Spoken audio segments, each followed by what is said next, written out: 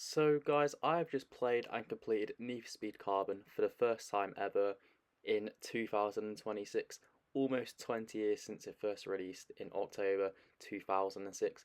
Now, I did know before going into this game that it was a highly regarded Need for Speed, but I want to try it for myself and see how good it is in 2026.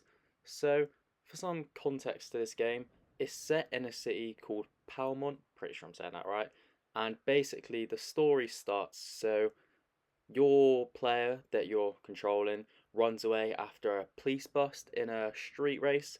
He then returns to the city, but his car is written off by another character in the game called Cross, who is also in Most Wanted.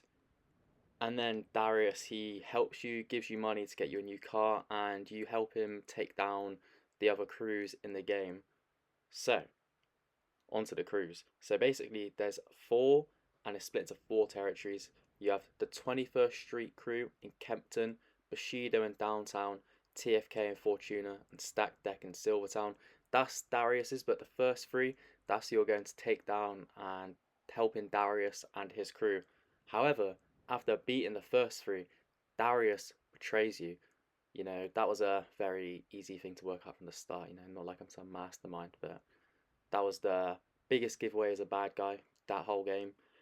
But yeah, so basically that's kind of the rundown of the story very quickly. Not the most in detail, but it's not really like massively story driven, I'd say. Like there is a story, obviously, but it's not like, a big overarching kind of MCU esque storyline. It's kind of a nice and simple one like that. One thing I did notice in this game, the first three territories are really easy to beat. I mean, I beat the first two in the first day I was playing it. They're very easy, the races are simple to win.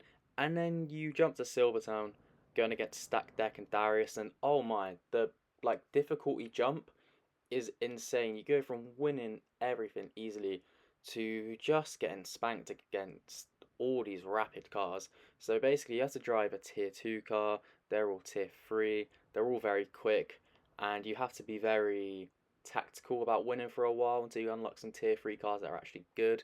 First one I unlocked was the Plymouth, and I wasn't using that. The first one I actually brought was the Ford GT, but that car was bugging me, and eventually I got rid of it because I wanted a Skyline instead because it's one of my favourite cars. So yeah, there's definitely a very noticeable jump in difficulty. Another thing is it does have quite a small car list, this game. However, I don't have an issue with that because I like the car list on the game personally. It's got a lot of my favourite cars. It's got the Skyline, Supra, Impreza, RX-8, the VW Golf R32, Ford GT. They're some of my favourite cars in real life, so I don't mind that. Like some games have huge car lists and it's fine, but I don't think games always need big car lists as long as the car list is good.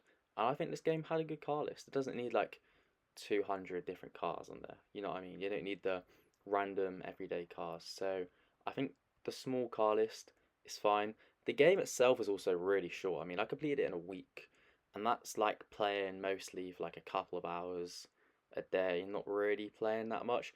I think it takes, depending on how good you are, between like 6 to 10 hours this game. So yeah, it's really not long. But again, I don't take issue with that. I really don't mind a short game, especially if it's a good game, and it doesn't feel too short for me. I know some people have said the game feels too short for them, but for me, I was alright with it being short, so that wasn't an issue. The crew members as well, they could be quite annoying at times, like when you're when you got Sal, for example, and he's like, "Yeah, I'm gonna let you go and get this win now," and then he just flies off into the lead right at the end. Like, what are you doing? You're meant to be my wingman. Or Nikki, when the amount of times, oh my god. So she was really helpful with the slipstream, but there'd just be times you'd be in her slipstream and she'd hit into a car and that would hit into you and it would ruin your race, or she'd block you and it'd be like she'd say something over like whatever they're talking to each other on. It's like, Nikki, what are you doing? Why are you being annoying right now? Why are you saying, "Ah, bad luck, come on, you still got this"? Like, you've just crashed into me and I'm now 5 seconds behind. Like, she's a big rage baiter in this game, I gotta be honest. Like, I think all the wingmen, apart from Neville, he was alright, he was chill. But the rest of them, they're just there trying to rage bait you throughout all the races. I'm talking about Sao as well. He is so OP. Like actually winning the races in the at least the first three. It wasn't about trying to beat the other crews. It was about trying to beat him. Because if you beat him, then that is a big achievement. Because he was just so quick. Like I didn't understand it. That must be broken in some way. So I don't get how he was ridiculously quick. But yeah, I don't really have any issues with a lot of what I said though. They're just some negatives that people have pointed out, and I can understand. But ultimately, this game's really fun. I think the physics on it are really good. Just the gameplay in general's fun. The police chases are pretty decent, I think.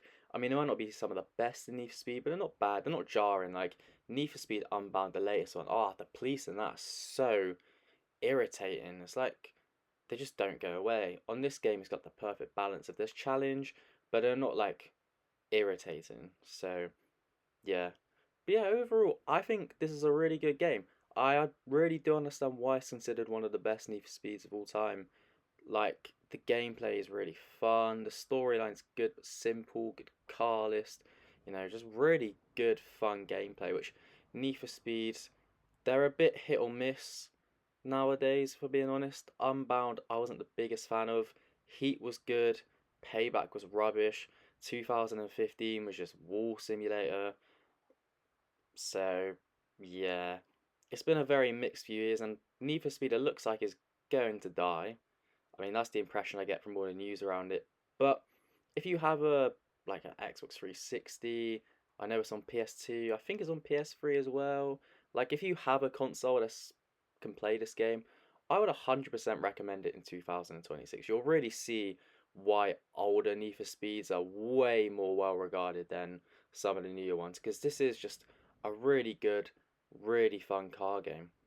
Yeah, that is it for today's video. Do I think this is a good Need for Speed in 2026 or a good game? Absolutely. It is a really, really fun game, and I would recommend playing it if you like car games. Yeah, that is the end of today's video. Like and subscribe if you're still here, because you may as well. You've just watched me ramble on about Need for Speed Carbon for like 7.5 minutes. Probably not added much to your life, but if you want a bit of just mindless content, you may as well like and subscribe. Let me know what you think of this game in the comments, and yeah, I'll see you in another video soon. Bye.